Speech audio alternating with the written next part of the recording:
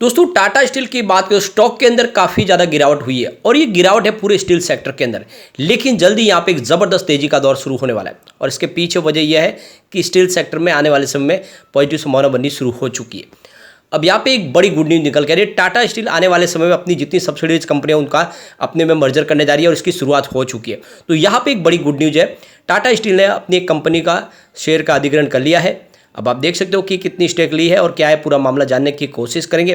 दूसरी तरफ market expert Sanjeev Bhasin की तरफ से टाटा स्टील को लेकर काफ़ी बड़ी अच्छी राय दी गई है। क्या है वो राय जानने की कोशिश करेंगे और टाटा स्टील के सीएफओ की तरफ से भी कुछ बयान निकल कर आए जिनको जानने की कोशिश करेंगे। और क्या इस समय टाटा स्टील में इन्वेस्टमेंट करना चाहिए, क्योंकि टाटा स्टील टाटा ग्रुप की सबसे पुरानी कंपनी है और आप ये समझ ही सकते हो कि बहुत ही फंडामेंटली मजबूत कंपनी भी है और इसके कारोबार में लगातार वृद्धि भी हो रही है। पिछले दिनों इन्होंने 2-3 कंपनियों का अधिग्रहण किया, जिसमें आप देख सकते हो नीलांचल इस्पात निगम लिमिटेड भी है।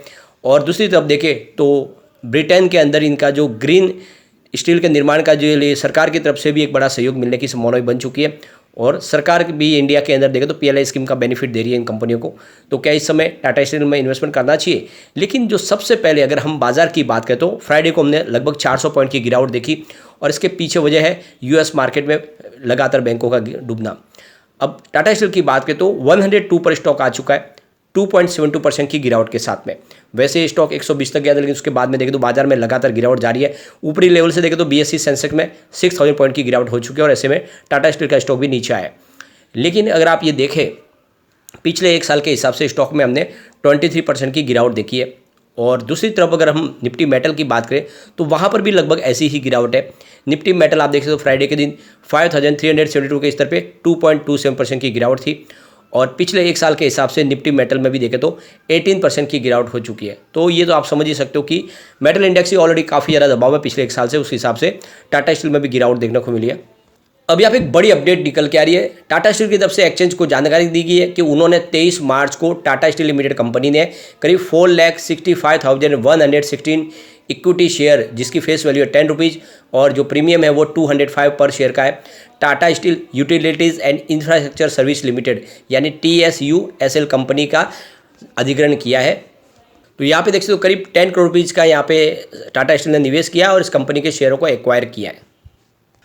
यहाँ पे अगर हम टाटा स्टील की ये सब्सिडरी जो कंपनी है TSUISL की बात करें तो पिछले फाइनेंशियल रिजल्ट देखें, अगर 2021 की बात करें तो टोटल जो इनका जो आप देखें तो यहाँ पे जो रिजल्ट निकल कर आया है 1193 करोड़ रुपीज़ का था। फाइनेंशियल 2020 और 21 की बात करें तो 956 करोड़ रुपीज़ के आसपास था और फाइनेंशियल ईयर 1920 की बात करें तो 1080 करोड़ रुपीज़ के आसपास रहा। तो काफ़ी अच्छा रहा है इसका कारोबार। तो यहाँ पे देख सकते हो कि TSUISL की बात करें तो यह कंपनी 25 अगस्त 2003 में बनी हुई कंपनी है जो टाटा स्टील की सब्सिडियरी कंपनी है। और अब टाटा स्टील ने फैसला किया है कि वो एक एक करके अपनी जितनी छोटी सब्सिडियरीज कंपनियां उनके शेयरों का अधिग्रहण करेगी और सारे की सारी कंपनियां धीरे धीरे टाटा स्टील के बैनर तले आएगी, यानी एक ही अम्ब्रेला के नीचे सारी कंपनियां आने वाली है। और जो बड़ी कंपनियां उनका भी अधिग्रहण बहुत जल्द होने वाला है और इसका फैसला भी हो चुका है। आप देखो बोर्ड की तरफ से अप्रूवल मिल चुका है, जल्दी ही सारा कंपनियों का मर्जर होने वाला है। तो ये काफ़ी अच्छी शुरुआत है। और जिस से देखें तो हमने अभी जस्ट 8-10 दिन पहले एक और कंपनी के शेयरों का इन्होंने अधिग्रहण किया है, तो काफ़ी अच्छी बात है। दूसरी तरफ एक बड़ी अपडेट और निकल के आ रही है। मार्केट एक्सपर्ट संजीव भसीन की तरफ से इस समय स्टील सेक्टर को लेकर वो काफ़ी ज़्यादा बुलिश है। तो उनके हिसाब से 5 मेटल स्टॉक उन्होंने सजेस्ट किए जिसमें निवेश किया जा सकता है। इसके अलावा 3 IT स्टॉक के ऊपर भी उन्होंने यहाँ पे निवेश की सलाह दी है। और आप देख सकते हो कि ये जो स्टॉक है जिसमें आप देख रहे हो टाटा स्टील, JSW, हिंदाल्को, सेल और जिंदाल स्टील, इन 5 कंपनियों में इस समय निवेश की सलाह दी है। इसके अलावा देखें तो HCL टेक और टेक महिंद्रा में भी उनकी खरीदारी की सलाह बन रही है। जो सबसे बड़ी बात है कि इस समय उनका कहना है कि स्टील सेक्टर के जो शेयर है ये काफ़ी तेज़ी से दौड़ सकते हैं। पिछले एक साल से बहुत ज़्यादा अंडर परफॉर्म रहे और अब यहाँ पे तेज़ी से आगे बढ़ने की संभावना बनने लगी है। तो इन्होंने यहाँ पे स्पेशली टाटा स्टील में देखें तो खरीदारी की सलाह दी हुई है। उनका कहना है कि चाइना की तरफ से जो रीओपनिंग हुआ है उसके बाद में देखें तो कारोबारी गतिविधियाँ शुरू और डोमेस्टिक मार्केट में काफ़ी अच्छी डिमांड बढ़ने लगी है। भले इस समय इंटरनेशनल मार्केट में देखें तो स्टील सेक्टर दबाव में हो, लेकिन डोमेस्टिक मार्केट में जिस तरह से डिमांड बढ़ रही है आने वाले समय टाटा स्टील की प्राइस डेफिनेटली बढ़ेगी। तो संजीव भसीन ने यहाँ पे खरीदारी की सलाह दी है। अब यहाँ पे एक बड़ी अपडेट और निकल के आ रही है। टाटा स्टील के CFO यहाँ पे देख सकते हो कौशिक चटर्जी की तरफ से काफ़ी बड़ा बयान दिया गया है। उनका कहना है कि पिछले कई समय से स्टील सेक्टर को बहुत सारी प्रॉब्लम झेलनी पड़ रही है। ग्लोबल लेवल पे देखें तो काफ़ी ज़्यादा चैलेंजेस थे, जिसकी वजह से आप देखें तो काफ़ी दबाव में थे स्टील सेक्टर, लेकिन जल्दी ये वो सारी की सारी जो प्रॉब्लम है उनका निपटारा होने वाला है।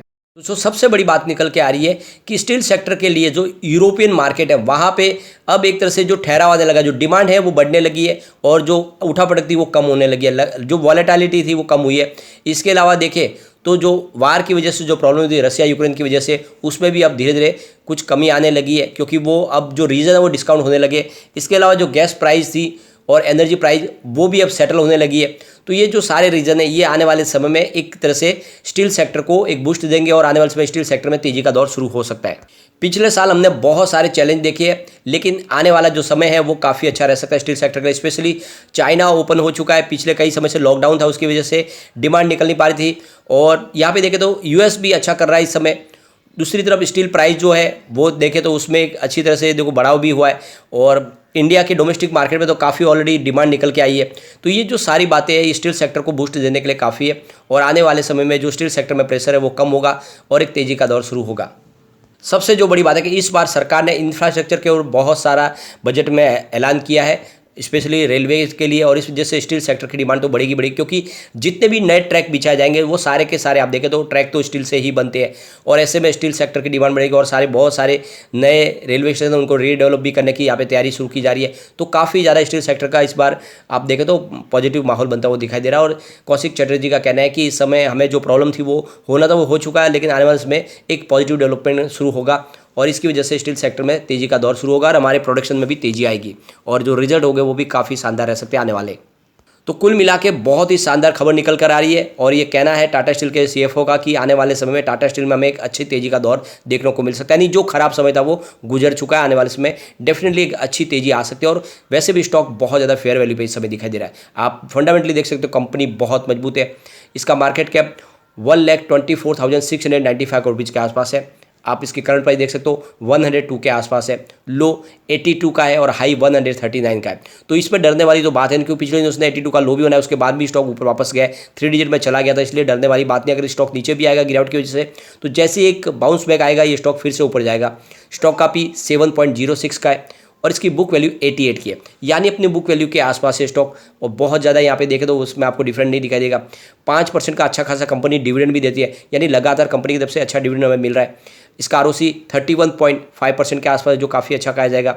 इसका आरओई 42.4% है, तो फेस वैल्यू भी 1 के आसपास है। कुल मिला के ये देख सकते हो कि काफ़ी अच्छे फंडामेंटल। आपको पता होगा पिछले साल इसको स्टॉक को स्प्लिट किया गया है, इसकी फेस वैल्यू 10 रुपीज़ थी, स्टॉक 1000 के आसपास था, उसको स्प्लिट करके 1 रुपीज़ की फेस वैल्यू की, और प्राइस जो है 100 के आसपास आ गई है, और पिछले एक साल से करेक्शन भी हुआ है, लेकिन जल्दी यहाँ पे एक तेज़ी का दौर शुरू होगा, और इसका सिग्नल आपको दिखाई देंगे इसके शेयर होल्डिंग पैटर्न में। आप देख सकते हो प्रमोटर की होल्डिंग यहाँ पे 33.90 के पास है, और इसका एफआई का अगर हम इन्वेस्टमेंट देखें तो आपको दिखाई देगा पिछले क्वार्टर के मुकाबले उन्होंने एफआई ने अपनी होल्डिंग बढ़ाई है। सितंबर में देख सकते हो उनकी 21.52% की होल्डिंग थी, जो दिसंबर में 21.87% हुई है। तो एक तरफ तो उन्होंने दिसंबर महीने में अपनी बाजार में बहुत सारी बिकवाली की, उसके बावजूद भी आपको होल्डिंग यहाँ पे बढ़ती हुई दिखाई देगी।